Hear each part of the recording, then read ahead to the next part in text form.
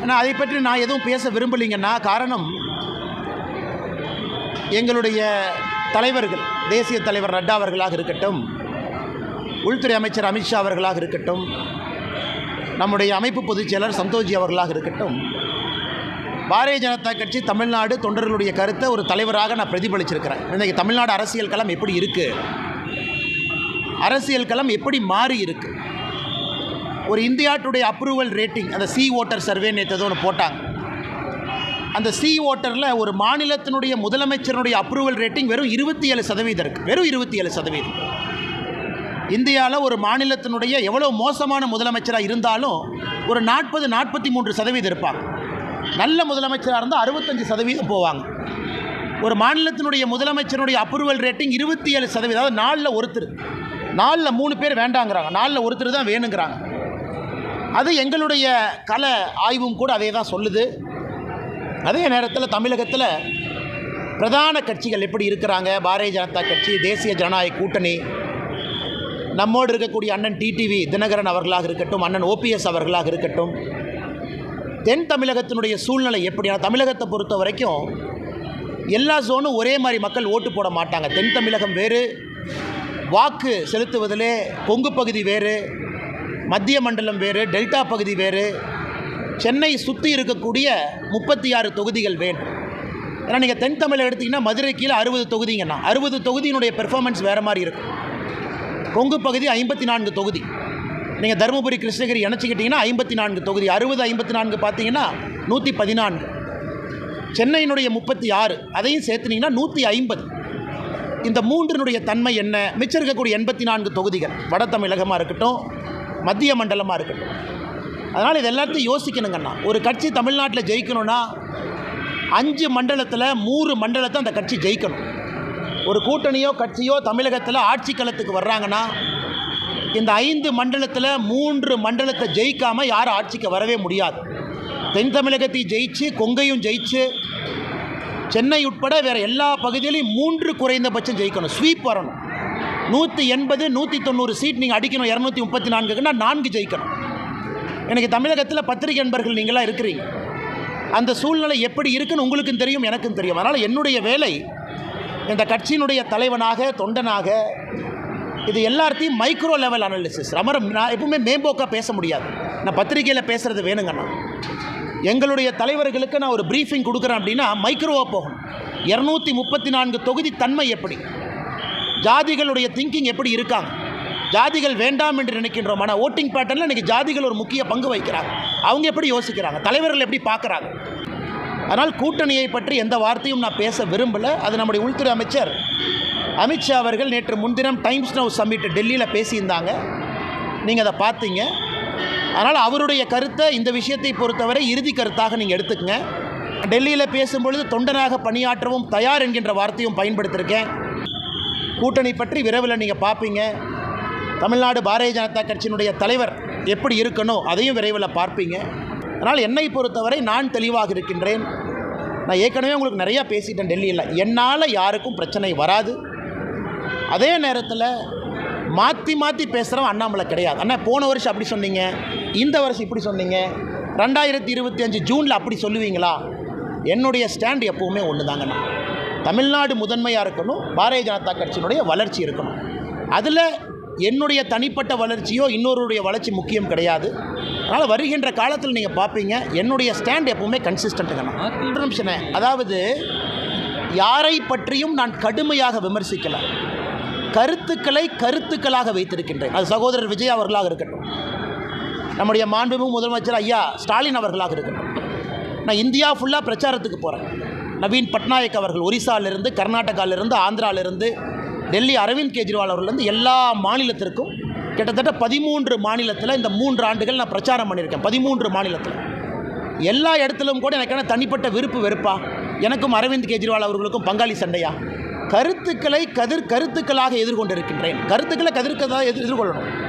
ஏன்னா ஐடியாலஜிக்கலி நம்ம ஸ்டாண்டு வேறு ஸ்டாண்டாக இருக்குது.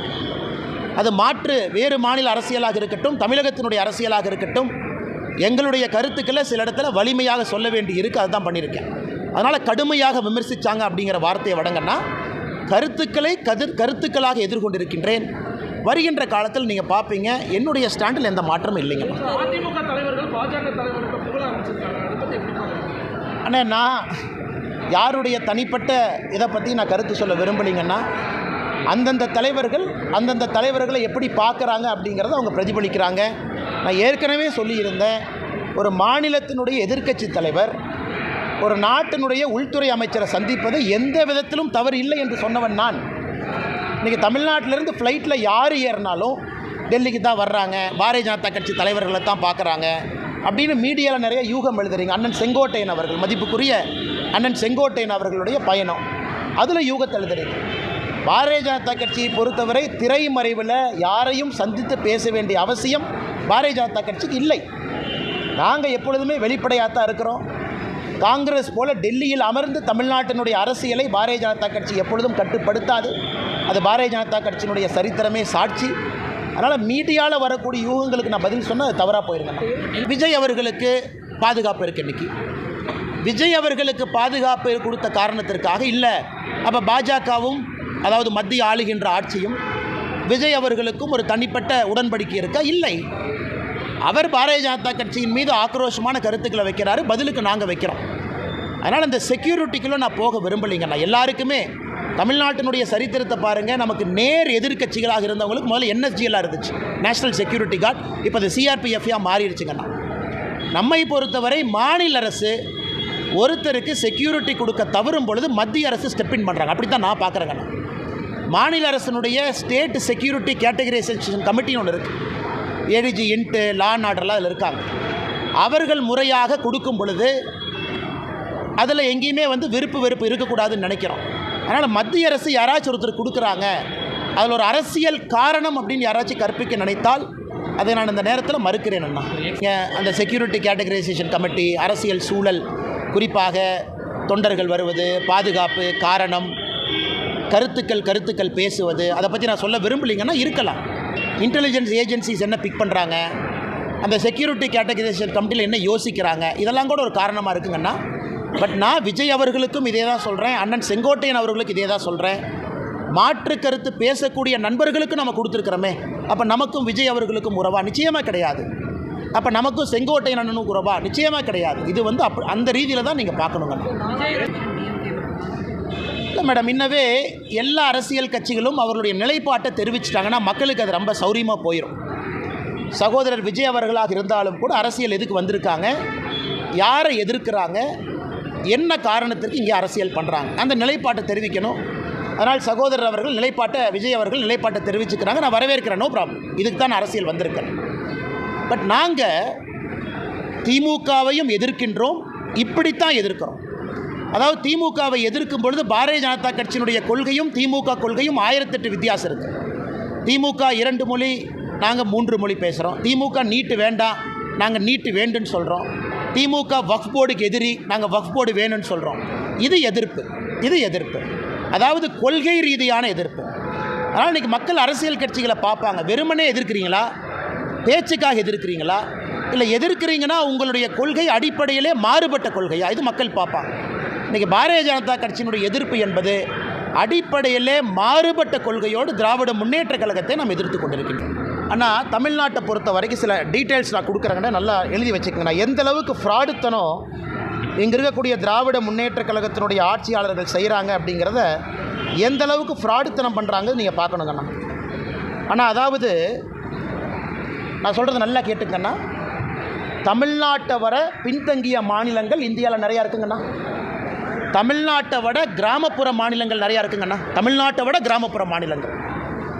இன்றைக்கி இந்த 100 நாள் வேலைவாய்ப்பு திட்டம் நாம் ஆட்சிக்கு வந்த பிறகு எல்லா மாநிலங்களுக்கும் கொடுத்துருக்கக்கூடிய நிதி நான் படிக்கிறேங்கண்ணா. ஆந்திராவை பொறுத்த வரைக்கும், ஆந்திர பிரதேசை பொறுத்த வரைக்கும் 2021-22 மேடம் நான் சர்க்குலேட் பண்ணுறேன், நீங்கள் நோட்ஸ் பெருசாக எடுக்க வேண்டாம், உங்களுக்கு அந்த டேட்டா கைக்கு வந்துடும். 21-22, 22-23, 23-24, 24-25 4 வருஷங்கண்ணா. 4 ஆண்டுகள் ஆந்திராவுக்கு மொத்தமாக நாம் கொடுத்திருப்பது 30,063 கோடி. பீகார் தமிழ்நாட்டை விட பின்தங்கிய மாநிலம், கிராம பகுதிகள் அதிகமாக இருக்கக்கூடிய மாநிலம். பீகாருக்கு 4 ஆண்டுகள் நாம் கொடுத்திருப்பது 24,726 கோடி. குஜராத் 4 ஆண்டுகளில் 100 நாள் வேலைவாய்ப்பு திட்டம் குஜராத் நல்லா கவனிச்சுக்கோங்கண்ணா. குஜராத்துக்கு நாம் கொடுத்திருப்பது வெறும் 6613 கோடி. கர்நாடகா பிஜேபி அரசு இடையில் இருந்தாங்க, 4 ஆண்டுகளுக்கு நாம் கொடுத்திருப்பது 23,226 கோடி.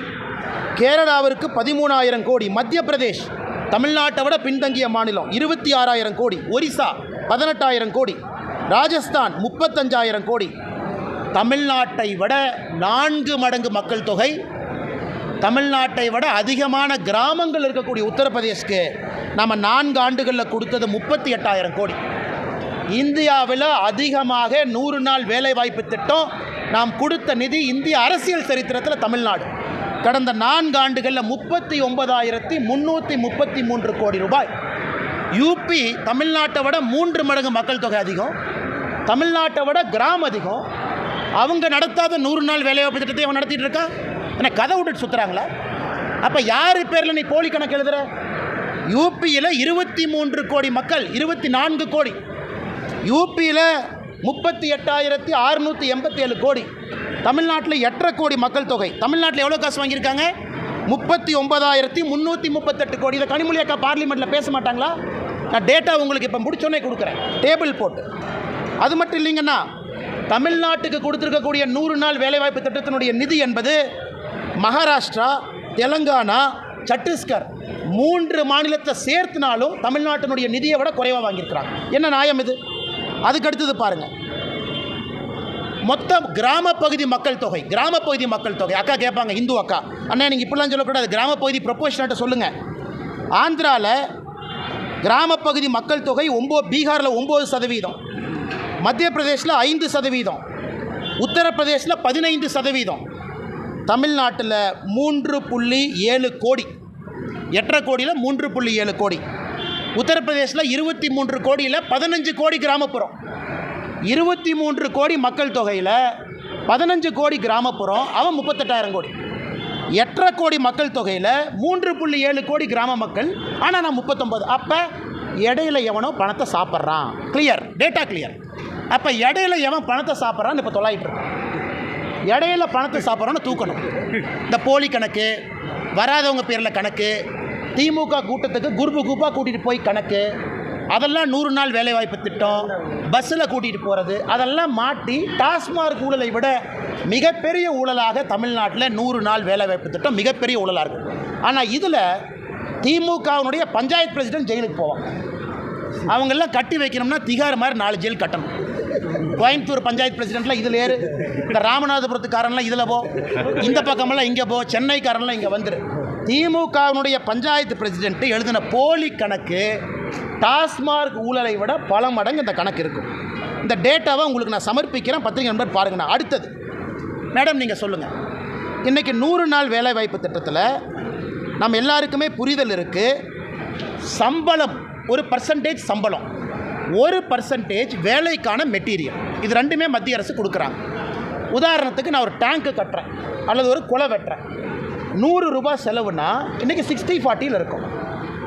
அந்த டேங்க்கு வெட்டும் பொழுது சம்பளம் எவ்வளோ சதவீதம் கொடுக்குறோம்? டேங்க்கு வெட்டுறதுக்கான உபகரணங்கள். தமிழ்நாட்டில் இன்றைக்கி நிலுவையில் இருக்கக்கூடிய சம்பளம் 87%. மொத்த காஸ்ட்டில் 87% சம்பளம் பாக்கினா அது 60-40 தான் இருக்கணும். அப்போ 87% சம்பளம் பாக்கினா நீ போலி கணக்கு எழுதுகிற. நீ போலி கணக்கு எழுதுறதுனால வேஜ் பில் அதிகமாகுது, மெட்டீரியல் பில் அதிகமாகலை. இதையெல்லாம் நான் மத்திய அரசுக்கு கடிதமாக ஆதாரபூர்வமாக ஈரோட்டில் ஒரு பஞ்சாயத்து எடுத்து, ஒரு பஞ்சாயத்தில் மட்டுமே நடக்கக்கூடிய தவறுகளை நான் கடிதமாக எழுதிட்டேன். இந்த கேள்வி நீங்கள் கேட்ட பிறகு ரிலீஸ் பண்ணுங்கிறதுக்காக வெயிட் பண்ணோம். இப்போ என் ட்விட்டர் பக்கத்தில் 1 மணி நேரத்தில் அந்த டேட்டாவை போட்டுரும். அதனால் எங்களை பொறுத்தவரை மத்திய அரசு ஒரு சிறப்பு அதிகாரிகள் குழுவை போட்டு தமிழ்நாட்டில் 39,000 கோடி ரூபாயும் ஆடிட் பண்ணி, இந்த பெருச்சாளிகள் எவன்லாம் பணம் திருண்டானோ 4 சிறைச்சாலையை மத்திய அரசினுடைய பணத்தில் கட்டி அந்த 4 சிறைச்சாலையை நப்பிட்டு தான் அடுத்த பைசா கொடுக்கணும். நான் சொல்கிறது கரெக்டு தானே? இந்த டேட்டாவை பார்த்துட்டு மேடம் என்கிட்ட, அண்ணா நீங்கள் கொடுத்த டேட்டா தப்பு, 15 கோடி கிராம மக்கள் தொகை, 23 கோடி யூபி, அவன் 38,000 கோடி. 8.5 கோடி மக்கள் தொகையில் 3.5 கோடி கிராமப்புறம், நாம் 39,000 கோடி. இந்த மாதிரி அல்வாவை எங்கேயாச்சும் இந்தியாவில் பார்த்துருக்கீங்களாண்ணா? இதை வந்து நாங்கள் பேசக்கூடாதாம்மா. இதில் அடுத்த கட்ட அல்வா பாருங்கள். இதில் கிராம சபையை கூட்டுறாங்க. எல்லாம் கிராம சபைக்கு ஒடியாங்க. சரி, மக்கள் ஏதாவது ஸ்கீம் அனௌன்ஸ் பண்ணுவாங்கன்னு போனால் மோடிக்கு எதிராக கொடி பிடிங்கிறான். அதில் தான் கிராம சபையில் மக்கள் கொந்தளிச்சிருந்து, ஏயா 39,000 கோடி அந்த மனுஷன் பணம் கொடுத்துருக்குறான், நீ பொய்க்கணக்கு எழுதி அந்த மனுஷன் தெரிஞ்சும் பணம் கொடுத்துருக்குறான் மக்களுக்கு போட்டுன்னு, அந்த மனுஷனுக்கு எதிராக நீ கொடி பிடிக்க வைக்கிறேன்னு கிராம சபை கூட்டத்தில் திட்டினதுக்கப்புறம் துண்டக்கணம் துடிக்கணும்னு அமைச்சரெல்லாம் ஓடி இருக்கிறாங்க.